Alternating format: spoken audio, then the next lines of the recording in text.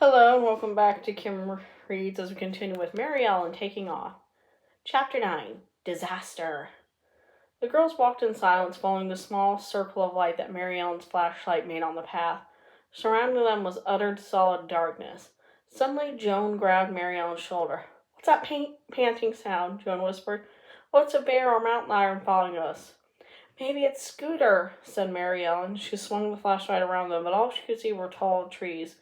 She held her breath and listened and then said, "I think you just heard me breathing hard. But if you're worried about wild animals, we should sing really loud.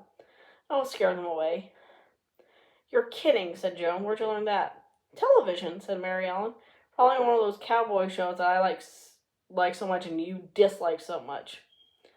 Joan laughed. "I know a song we can sing that will be really loud," she said. She began to sing, "Davy, Davy Crockett," and Maryellen joined in, "King of the Wild Frontier."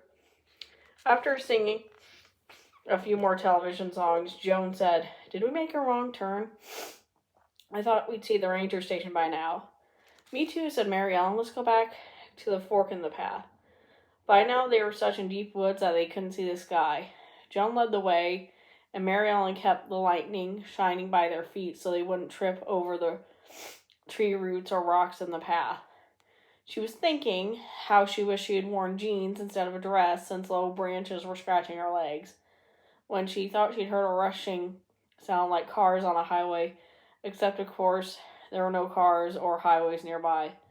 "Must be the wind in the trees," she thought. "Or a river," she gasped. "A river? Hey, Joan," Maryellen said. "Wait." But she was too late. 1 second Joan was there, walking in front of her, and this second Maryellen heard a thump and an anguished scream. Joan had disappeared. "Joan!" shrieked Maryellen. "Help!" came the muffled reply. "Ellie, help!" "Where are you?" cried Maryellen, frantically shining the light all around her but seeing only pine trees. "I don't know," wailed Joan. "I just stepped off, but nowhere. I've fallen off the path somehow. Hurry up." "But I don't know what I did, so be careful." Maryellen dropped onto her stomach. She slithered forward like a snake, suddenly swinging the flashlight from side to side. She was so scared and shaky that the light from the flashlight was jiggly. Suddenly she came to a sharp drop-off. The path collapsed into a washout that fell to the rushing river below. "I can see your light," called Joan. "I'm down here." Maryellen tinted the flashlight down, and there was Joan, about 6 feet in the darkness. She was holding onto a root tree with one hand and balancing on one foot on a rock that stuck out from a steep hillside. She was too far down for Maryellen to reach with her hands. "Hang on," said Maryellen. She sat up and pulled the bandana off her head. She tied the bandana she stuffed in her pockets and then dangled over the ledge like a rope. "Can you grab this?" she asked.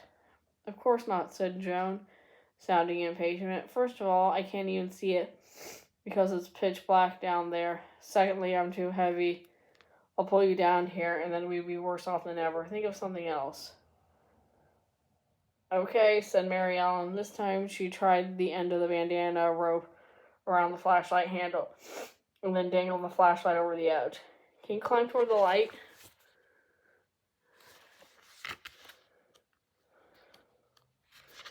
"Yeah, I think so," said Joan. "It's lighting the way for me." Maryellen could hear Joan breathing so hard as she scrabbled up the vertical incline, using rocks and roots as toeholds and handholds until the least. With an oomph, Joan dragged herself over the lip. Maryellen grabbed Joan by the seat of her pants and hauled her all the way up onto the flat ground. For a second, both girls huffed and panted. Then Joan said, "Thanks, Ellykins." Joan stood up but winced. "Oh no, I think I sprained my ankle on that fall." She twisted, putting weight on her foot. "Ow, ow, ow," she said. Maryellen found 2 sticks and put one on either side of Joan's ankles as splints. She wrapped up her bandanas around the sticks and the ankle and tied the bandanas tightly. Then she found a tall, thick stick with a notch at the top and gave it to Joan. "Here, use this as a crutch," she said. "Geez Louise, Ellie." said Joan, almost laughing. Where'd you learn all this rescue and first aid stuff? Girl Scouts?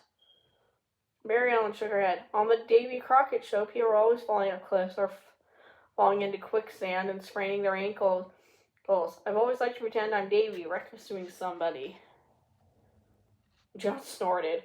Okay, so maybe the guy with the dead raccoon on his hat is not so useless after all, she said. She gave Mary Ellen a little hug with her free arm, and then lifted Mary Ellen's shoulders to lean her way as they walked. Well, we'll better go back to the campground. We can try to find Scooter when it's light out. Joan nodded. Mary Ellen could tell that all it took all her strength to keep going because she tensed with every step. Listen, Joan, Mary Ellen said. I'm sorry about all this. All what? Asked Joan. Mary Ellen sighed. Well, I know you think Scooter is a pain, and now because I wasn't paying attention to him, Scooter is lost and you've got a sprained ankle. What a disaster. It is a disaster, isn't it? Said Joan. To Mary Ellen's surprise, she chuckled. You know what, though? It's weird, but I kind of like it. It's like an adventure in a book. She squeezed Mary Ellen's shoulder. Or a TV show. Well, stick with me, sweetheart, Mary Ellen joked, trying to sound like Humphrey Bogart in the movies. I can give you all the disasters you ever want. Then turning serious, she said, You mean you aren't sorrier to be on this trip? You don't hate it even more now? Joan sighed. I don't hate this trip, she said. And how come you've acted so distracted and moody? Asked Mary Ellen. Haven't you been staring out the car window, missing Jerry and wishing you were all home?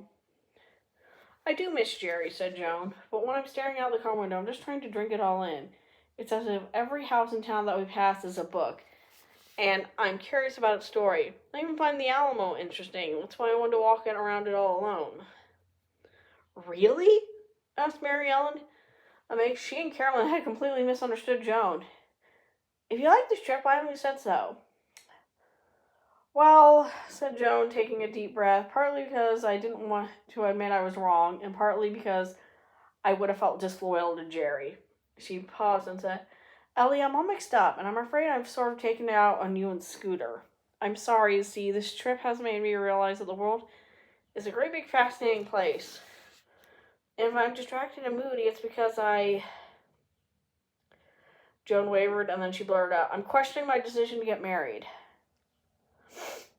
Mary Ellen stopped abruptly. What? She gasped. I love Jerry, said Joan quickly, and I love the idea of living with him. Even though so far, she joked, a fire extinguisher seems to be the kitchen utensil I used the most, or we'll starve if we can't cook. That's true, Mary Ellen said with a chuckle. So do you have any idea what you want to do? Oh, yes, said Joan, and actually you're the one who gave me the idea. I did? Said Mary Ellen. What idea? Remember at the Alamo when you were saying how excited I was to be where Davy Crockett had really been? You made me think how I'd love to go to Massachusetts and see my favorite poet, Emily Dickinson, live. And I've always wanted to see the home of Louisa May Alcott, who wrote Little Women, and see Thoreau's Walden Pond. And then there's New York City. Lots of writers live there, and London and Paris. Ellie, I want to travel the world and visit the places where all the writers that I have lived. I want to go to college and study all the books they've written. And then I want to help other people love those books and writers as much as I do. Maybe by becoming a teacher. Oh, said Mary Ellen, thinking hard. She and Joan walked in silence for a bit. Finally said, do you have to choose between Jerry and college? Can't you have both?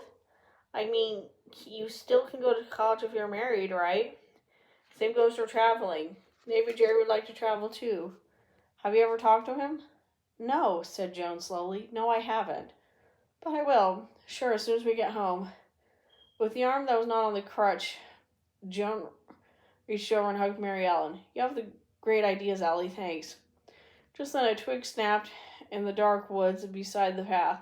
Mary Ellen and Joan stopped still and clutched each other. Quick, let's sing, said Joan. I'm too tired, said Mary Ellen. I can't even think of a song. I can, said Joan. Her voice was very loud and only quavered a little as she sang. Chow, chow, dog food, eat it up, and you'll be a happy pup. Rustle, rustle, crack. Something was slithering toward them. through the underbrush, coming closer and closer. Joan and Maryellen held their breath, and the wild animals stalking them swaggered out onto the path. And that's the end of that chapter. See you later.